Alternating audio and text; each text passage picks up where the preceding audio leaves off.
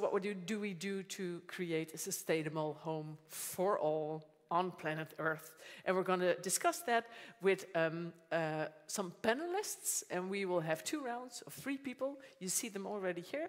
And I will introduce them, and they will come up on stage really rapidly and discuss matters with me. First of all, Professor of Urban Planning and Governance, Niki Frantzeskaki. There she is. And she feels at home at parks. So where the city and nature meet each other, so like the museum park in Rotterdam. And you said Carrington Garden, is that correct? Melbourne? Yeah? And what's so nice about that park? Well, a bit closer, yeah. Yes, yeah. I like all urban parks, but Carlton Gardens catched my heart. Yeah. Because you can still see the city. I really love the urban landscapes. Yeah. But a lot of people meet there. Yeah. A lot of activities, also with arts, with crafts, with community engagement. Ah, that kind of park. That's wonderful. Thank you so much. Welcome. Jeroen Heemsbergen. He's a program manager at Nationaal Park Utrechtse Heuvelrug. Yeah, Utrechtse Heuvelrug. I asked him to translate that to English, and he said, it can't be translated, right, Jeroen? Just can't be. No, but we'll leave it at that. And he feels at home when he's on his couch with his children and he's reading to them. And he has a 3-year-old, but also a 5 months. Yeah, and doesn't understand the book yet, but looks at him all the time reading. That's home, right? Yeah. Welcome. Yes, good answer. And can we please have Professor of Sustainable Food System Governance, Hens Runhaar, on stage? Yeah, there he is. Woo. Ah, you have fans, Hens? You have fans, Hens? Sounds nice. Let me see, where do you feel at home? I didn't write that down. No, I do. I didn't write that down. In nature. In nature, you do some monitoring of special animals. Tell us. In spring, for 12, 13 years, I monitor badgers, the dassen. Dassen, yeah. Where I live, and every time it's like returning, well, not home because it's their home. Yeah. But I really feel very much at home there. And lovely. Yeah. You just monitor them. You just watch them, count them. Yeah. So monitoring sounds very formal, eh? Yeah. Doing good volunteer work, but it's, I mean, bless you. really enjoying these nice creatures. Ah, lovely. That's okay, yes. Jeroen, so Utrechtse Heuvelrug, you have many stakeholders there that consider that area their home, isn't it? Yeah, that's correct. So basically we're talking about, you guys, the university is our neighbor, eh? So we're talking about 20,000 hectares of forest and heathland area. Yeah. And it's incredibly interesting that there are over 70 private landowners. So that's just land that runs in the family, either bought yesterday or multiple generations, like 5 or 6 or 7 generations. We have 9 municipalities. We have organizations like Staatsbosbeheer, Utrecht Landschap, Natuurmonumenten, but also the Ministry of Defense, which is really interesting. Well, try to collaborate with that. Yeah. All the different visions and ideas and plans. But it's really interesting for me as a national park. I work for the national park and try to make sure that we collaborate within the goals that we have, because we have some challenges, but we'll talk about that later on probably. You say it's interesting, but when does it get really hard? When it gets really hard? Usually when different conflicts arise, when they have different types of vision, and when they have different timelines. So the private landowners, they already think generational, because they think, okay, my children, family is really a part of that, and they think already generational. And then we have the municipality, who is really politically colored, with a time span of 4 years. So that's when we step in and we are independent. We don't own any ground, and we try to make sure that each party collaborate for the greater good, which is maintaining and enhancing nature, landscape, and cultural heritage. Yes. And we do that together also with the university. We have a strategic alliance with the university and the hogeschool as well. And we do that on different topics, which is awesome. So Niki, is that for you the same in the urban planning in the region that you have to manage with so many different stakeholders? What's your challenge mostly? Well, that's everyday life, I have to say, and Yeah. the practice of urban planning, but also for us that we are researching it and also teaching it. Yes, teaching. Yeah. So you can see urban planning also as a platform for these things to be negotiated, to be reimagined, and to find solutions together. Yeah. How do you do it when it gets rough? It is about being comfortable with being uncomfortable in these discussions. Okay, so you have to accept the uncomfortableness. All right, okay. And you have to listen to each other. Exactly. You have But to listening create a is space to listen to each other. But people don't listen well. Usually, it's a hard skill. generally. That's what everybody knows. So how do you handle that? Deep question. I think you need to create a safe space. You need to create an institutional space. You need to also have trust and hope in the community, and also to articulate the for what and why we do this. Okay. Sometimes we get entrapped in a way of the ways of thinking. We need to open that. Yeah. We need to think more broader, and we need to shift our thinking if we are to work together. All right. Yeah. Hence, the food governance system. We talked about that this morning already, about food. So what's your perspective on that? How it helps us feel at home? Yeah, I really like this metaphor of home, because when I thought of it, I think home is not only being comfortable in your own place, but also you have roommates, you have neighbors. And if I look at from this perspective to the food system, I think there are big problems, but the main problem is that we're not good neighbors. So we as citizens, we are really alienated from farmers, and I think Caroline already explained this. There's a big divide between the urban and the rural. And I think if we really want to make this a home, not only for citizens, for farmers, but particularly also for nature, we need to reconnect. So we as citizens, I think in our roles as voters, as volunteers, but especially as consumers, we don't support our farmers, but instead rely on imported food, whereas the farmers export their foods. We can, of course, say, well, we want farmers to be more sustainable, and that's also a democratically chosen policy. But if we don't support them, and the other way around, if there's not mutual understanding, which comes from both parts, we don't have a nice home. All right, you're nodding heavily. So you see that too, that we are not good neighbors to farmers, especially? Well, not for the farmers, but more about how do we reconnect with what we feel at home, right? And in cities, all our urban parks, urban green spaces can make us feel at home, and it also provides opportunity for us to reconnect with meaning, to create new sense of belonging. And yes, it's true. But you say, Hens, especially with farmers, so you say what's the misunderstanding there? How come? I think, well, there are quite a few misunderstandings. I think that many citizens don't know what's happening in the agricultural landscapes. If I talk only about biodiversity, they see a green grassland and think, well, that's biodiverse. Well, that's not biodiverse at all. The other way around, I don't think that sense of urgencies always are the same. But I particularly, what I think is missing is this attachment to the surrounding agricultural landscapes. There's a big disconnect, I think. And if we don't care about these large areas, I mean, for the Netherlands, it's 50% of our land surface, and I mean, in Europe, it's I think something like this. If we don't care, then we let it being eroded. So you have some understanding for farmers protesting because they feel unheard, or not? Well, I think that there are. He's like, I'll talk to you later. Jeroen, what do you think, Jeroen? You go first. It depends on the way they do it.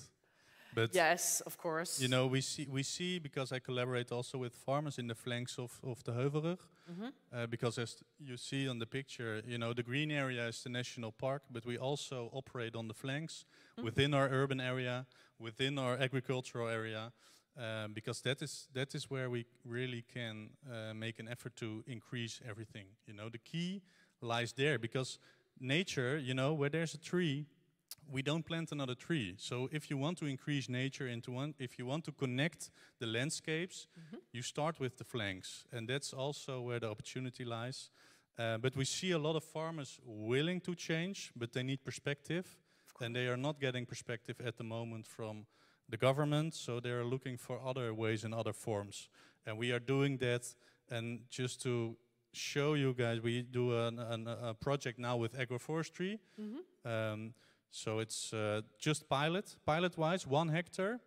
But by doing so, and we enable also the university to do research on that, so we create a knowledge base. And you need to create a knowledge base in order to make steps forward. And what's the perspective in that pilot for the farmer? Well, the perspective is twofold. One of it is just to get, to get a bit of knowledge on how does it work, because they are redundant. To change it on a large scale, so you need to start small, because you need a different type of maintaining the land and harvesting, but it's also socially. So we see that a lot of farmers are into retiring and giving their land to the next generation, and the next generation wants to do it differently. So they want to try out new things. That's what we see. It helps connect generations as well. Yeah. That's nice. So Niki, in urban planning, when you think of that, do we consider feeling home a factor enough, you think? I think just to also follow up, it is about the connections we make, right? So it is how we connect our reality, our experiences in the city and also in any type of place with what we want to see in the future. So it is also the connection of today with tomorrow. So what do we want to see in the future, if it's up to you, in planning? Well, I would like to see more connections across the way we speak and understand the cities, and less divisions, less divisive narratives, divisive visions, polarization in society, because that also depicts of how we feel we connect with our communities and also with the places we live. So home also has, to me, a very place-embedded meaning. And you cannot feel connected to place if you are divided in your heart, in the way you speak about it, in the way you speak about today and tomorrow. Do you think that urban planning just enhanced that division? I think we need to work towards creating more and new connections. All right. So planning could be a part of that. Yeah. So you think so too? Were you nodding? Does it have to do with planning? Well, in planning, we think of it's either this or that, and I think that's what Niki also says. We need to have more variety, I think, and so the urban-rural divide is rather, how do you say, hard. But we need to have what Jeroen was also talking about: these flanks, these areas that are maybe either urban or rural mixed. A mix. If we need, we also need to have. Maybe in spatial planning also functions for this, because that also allows all kinds of governance strategies, like agricultural. Functions? You mean like a variety officer? No. It's. I mean, it's. What do you mean? If you have the value of land, if it's nature, it's really low value. It's agricultural land. It's very expensive. True. But we need farmers to become more nature inclusive around nature reserve areas. So there we need a different category with a different price. But currently that doesn't exist. So if you're a farmer, you have to get the maximum out of the land to earn your money back. All right. Who has to start this to make sure that this happens? Always a hard question. But we invented government for this. What is that? Not our government, but government. in the ideal world, with yellow hair. It's government. Okay. The government should do that. Yeah. Okay, you agree? Yeah, the government should do it, but do you feel supported by government for your work? Yeah, because I work for a non-profit organization, and we are funded mainly by the government. So, I feel endorsed by the government. But you see, what Hens is telling is totally true. The government should take action on that, but. It goes too slow for the area, because if you look at the Utrechtse Heuvelrug, everything is changing in the landscape because it is question. It is we are obliged to do it because we have these different challenges. We have we need to enhance the quality of nature because the forest is dying basically because of drought and excess water and nitrogen and phosphor. So basically, I'm working for a national park that is dying. And we have in the flanks all these challenges regarding building new houses. You know, we need to restructure the cities. We need to restructure the agriculture area. Okay. So if you look outside of this building, a whole huge area has to change. So how are we going to do it? And we can't rely on the government to just fix it all. So we have to do it ourselves as well. We have a role, all of us, everyone here, but also everyone at home. Who is watching. Yes. We all have a role you too in have this to play. Yeah. And I invite everyone to be a part of it as well. But how? To be specific. How to be a good example. That's where it starts. And to start a movement from below. Some would call it grassroots. Some would say just be a good example, be a good neighbor, and start working together. But also create these pilots, create research, create the knowledge base that we need. Because we, in principle, if you look at the system, how does it work? We know almost nothing. All right. Because almost we don't monitor, we don't measure. In the Netherlands... He does monitor. Yeah, he does, on a small scale. Yeah. But it's a complex system. Yes. And the thing is, the government stopped monitoring 10 or 15 years ago. When did Bleker stopped all the nature? 15 years ago. But before that, we also weren't that keen on monitoring everything. So that's, we are really have a knowledge, you know, a deficit, and we need to create more knowledge. That's why we also work on campus. Yesterday I was here trying to set up a living lab around water, for instance, because we know water is an issue, but we don't know what is the knowledge base that we need to create change. All right. So where are you going to change? Where's the head of? Yeah, where's the head of change? You need knowledge for it. That's quite clear. So to conclude already, in the region of Utrecht, where you all, of course, are familiar with, what is going on that is really hopeful, you say, creating a home?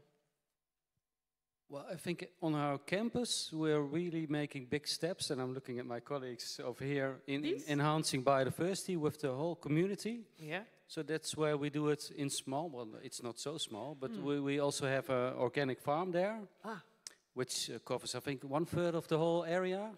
And we really, together with them, I think we're going to make big steps in terms of biodiversity. So that's the first step. Yeah, it's hopeful. And what would you say, Niki, is hopeful in the region? Well, I think our community here, our Pathways community, is a big vote of hope because we are creating new connections, working with people outside the university and with each other. And we are empowering to be the change agents that are needed. Good. So I have hope to our community. The people, the community, thank you. And finally you, Jeroen, what's the most hopeful? I couldn't agree more. I mean, that's just the way that we collaborate. And I was studying quite long, for 9 years. I had the luck that I was in the situation that I could do that. But I've seen the university changed from more internal focus to more external.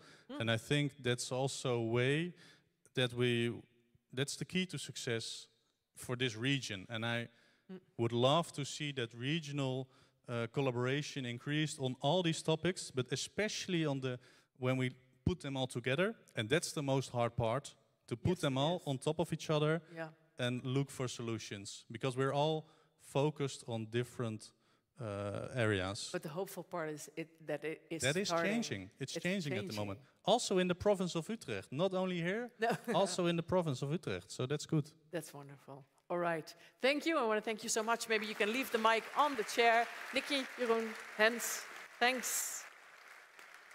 And we shift to a global perspective on the feeling of home. Please let me invite a professor of animal behavior at the University of Utrecht, Saskia Arndt. Please come forward, yeah. And we have a man that feels very much at home in the ocean. Snorkeling is his favorite activity there, but in any ocean. He's a biology student into marine science, Kjeld Werther. There he is. And third in line is Shahnoor Hasan, please, senior researcher at Deltares. That's an applied knowledge institute, very well known, of course. And there she is. Her answer to my question of where do you feel at home, it was poetry in itself. She said, there where my mother is laughing, laughing, laughing, laughing, laughing, you know, laughing, laughing and laughing, right? Where your mother is doing that, that's your home. And Saskia, what was your place where you felt the most at home? Yeah, I feel at home where my family is. Your family, yes, also. That's my safe space, and that's the space where I can grow in the broadest sense, and where I can flourish. And next to that, it's of high importance for me, and I think I share that with a lot of people, to be surrounded and connected with and by animals. Yes, and with animals too, their family. Let's talk about that a little. The perspective of the ocean. We talked about the river, but now the ocean is present as well. How does the ocean represent home or increase the sense of home to people? I think everyone has his own story with the ocean. It's such a magical place. Yeah. To me, it's the place where my grandfather and grandmother met, and where my grandfather lost my grandmother. Yeah. Really? Yeah. Tell me. Yeah, they lived in Noordwijk and met each other there. Oh, and at the ocean. On the beach of France, he left my grandmother as well. But it was a very magical thing. Wait a second. At the beach of France, he left? Yeah. Oh, wow. Why did he do that? What? Why did he leave? He left life there. Oh, that's what you mean. But it's on one way it's very tragic, and on the other way, at that moment, I knew that I was meant to be at the ocean because that's where my family belongs. Wow, yeah. And how does it? How does the ocean help us feel at home as humanity? The ocean is everywhere. Mm-hmm. Even in Utrecht, we can see signs of the ocean by the institutes, but also by the water that's flowing to the ocean. Yeah.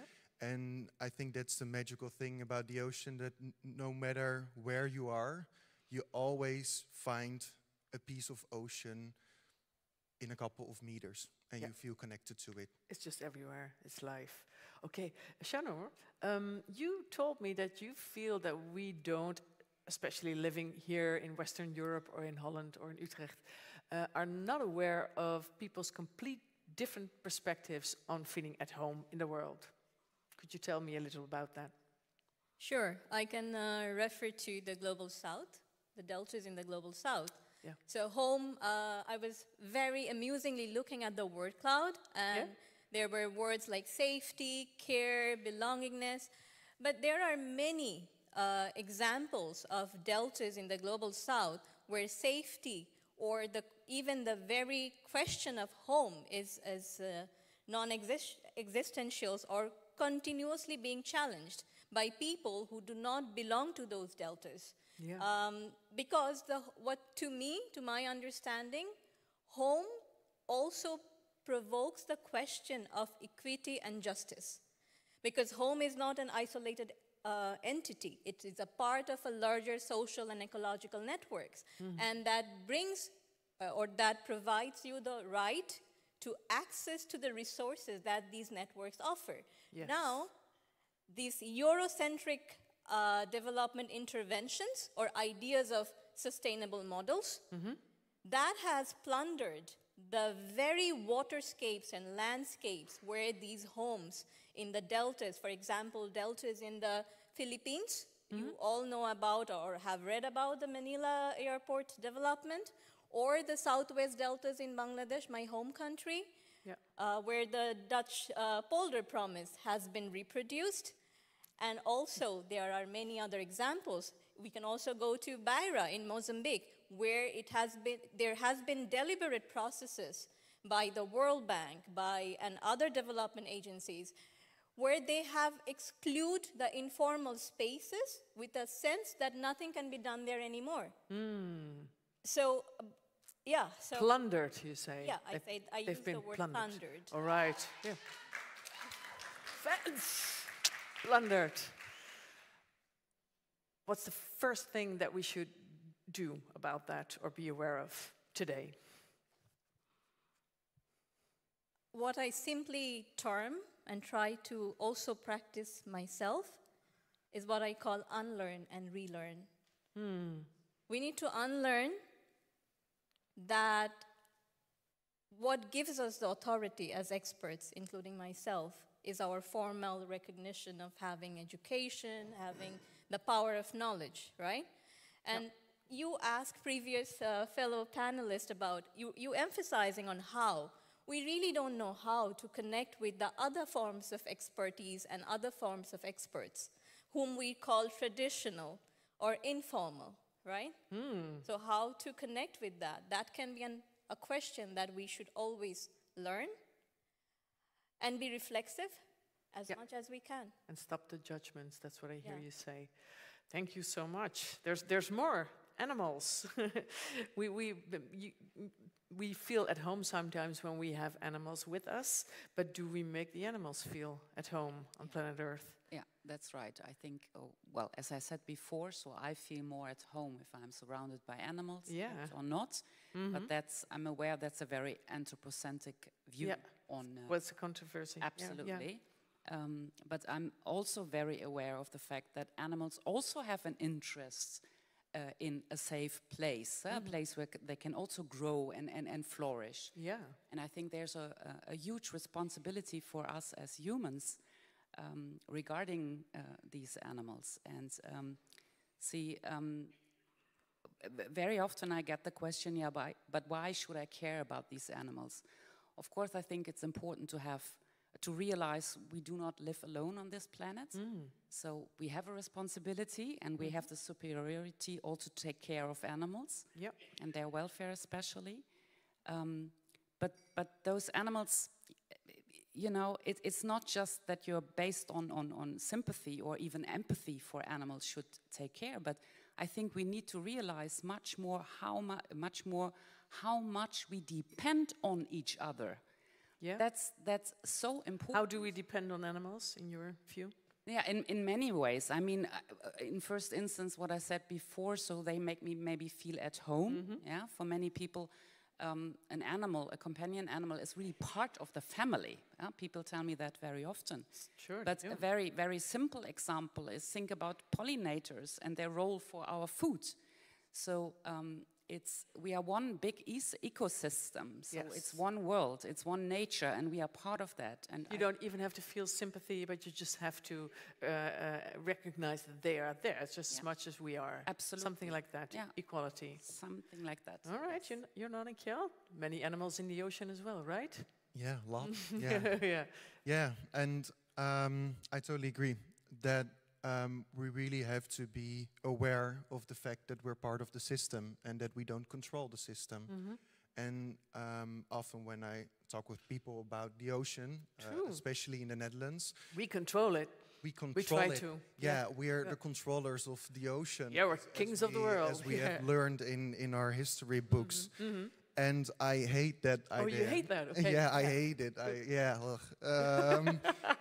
So many Dutch people are proud of it. Because it's not something. It's not real. We don't control it. We're part of it. Like we can collaborate with the ocean. Yeah. But why should you want to control it when it gives us all these ecosystem services and all this prosperity? I really hope that we can shift from controlling, or as we now call it, managing, because it sounds water nicer, management, to collaborating and being part of it. Can you just tell me a little about how that would work? Because if we stop controlling the ocean, Holland is gone in a flash, of course. The ocean will take over right away. So what is the part where we work with the ocean instead of controlling it? I think the first step is really shifting the way of thinking, as my colleague already said. Yeah, all three. The new generation isn't biased on a lot of topics, and I think that to me it is very important that all stakeholders within that take part within the ocean are taken into account. So the animals. Every country, not only the Western countries, but also the youth, because I really realized that when I heard that the ocean was in danger, my home was in danger, I couldn't do anything because people didn't listen. There weren't any bodies that I can be involved in. And that's really the most devastating feeling ever, that you cannot protect your own home. And that's what I really try to do, get youth connected to the ocean, but more important, to the change makers in the governments as well. And does it work? Do you still feel powerless there, or is something shifting? I feel a bit more powerful right now. That's nice. Good. Yeah, but with the help of a lot of institutions. Yeah. And you, Shahnoor, do you feel hopeful or powerless, or do you feel there's something changing? From which end? like Kjeld said, there's a new generation becoming more aware, having a different perspective. Do you feel that too? Indeed. The newer generations are much more aware than us about their unconscious biases. Yes. Okay, and is that the same with the animals? Do you feel a different generation treating animals differently? Yes, but I think there are also older people being interested in a safe space and good welfare for animals. So both, I think we should collaborate, not just put it on one generation. No. However, I think it is important to realize that now we make decisions and take actions or not that have potentially at least tremendous effect on future generations. And I think the solution is, like we do today, engage into dialogue with each other. And then the outcome should be, in my view, a much clearer vision of the future we want for the planet, including all living beings, actually. Yeah. Because only when you have such a clear vision, you can decide on actions you have to take or not to take in order to reach this vision you just formulated. Can you just paint us a picture concluding about how the world should look for us and animals, all of us, if it's up to you? Oh, that's a very, very hard question, of course. I think if we make the right choices, what happens? Yeah, I would say, as I decided for myself, really to see myself as being part of nature, and my personal future strongly depending on the future of the planet. I mean, it's about survival. That is. What sacrifices do you have to make to? What sacrifices? I don't know whether we always have to talk about sacrifices, because people, you know. Yay! What's the correct word there? Because she really agrees. Challenges. Opportunity, challenge, not sacrifice. Right. Okay, then tell me about the challenging choices. Because experience is that as soon as people have the idea you take something away from them, true, sacrifice. They don't engage. So this is, I come back to what I said earlier, if you have a clear vision of a future for all of us, then this is something you give people to reach, something to gain, you know, and you can do things in order to reach that. And what's to gain? What is to gain? Survival at the very end, I would say. Good one. Let's do that. I'm a biologist, so evolution is directed towards reproduction and survival. Yep. And this is really challenged, I think, at the moment. Shahnoor, can you please paint me a picture of your the future you hope for, let's say, 50 years from now? Okay. Echoing with Emanuele, I would say nurture more empathy and care to each other, and as each other is not only about humans, and having beyond humane perspective. Yeah, and then there'll be more. Yeah, and one thing I would like to emphasize, because we all sort of are stuck in this bubble of what we call projects. Projects. So we academicians, researchers, practitioners, government officials, NGOs, advocates, we all chase for or practice our empathy or nurture, care for the water and environment in project-based interventions, which are short-term. So we hope that we unlearn that and we start practicing and organizing processes where we recognize each other's agency, and we sort of move away from this very Eurocentric, by the way, I don't have any allergy to Eurocentric or any continent, but this is the reality that we need to move away from our understanding that comes from this Eurocentricism, that sort of... Yeah. Thanks. That sort of strips away the agency, the processes of commoning, self-organizing, and also like the community. Our understanding of community when we write proposals, when we practice, is so straightforward and so simplified. Maybe it helps us, right, to practice certain things, but it doesn't reflect reality. We assume many things, that the community, we call them vulnerables most of the times, we call them marginalized, we strip or we assume or imagine them that as if they don't have any agency. So I hope... Yes, you're on a presidential speech. Yeah, to conclude now. Yes, to conclude, yeah. Okay, good, thank you. So you're the last one speaking, Kjeld.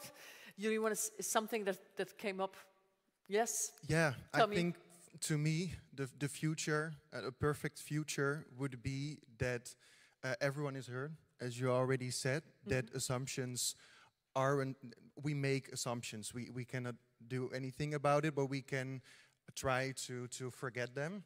And I think the assumptions for youth, including youth, it would be best if we can just let them go, because youth can do a lot. We can protest, we can paint buildings if you want, we can throw tomato soup to a painting, but we cannot do everything. We need the funding, we need the connections that the more experienced people do. So I hope everyone in the future would think of how can I involve, how can I include youth more within the processes that I'm doing. Yes, and everybody collaborates there and has his contribution. Thank you so much. Thank you,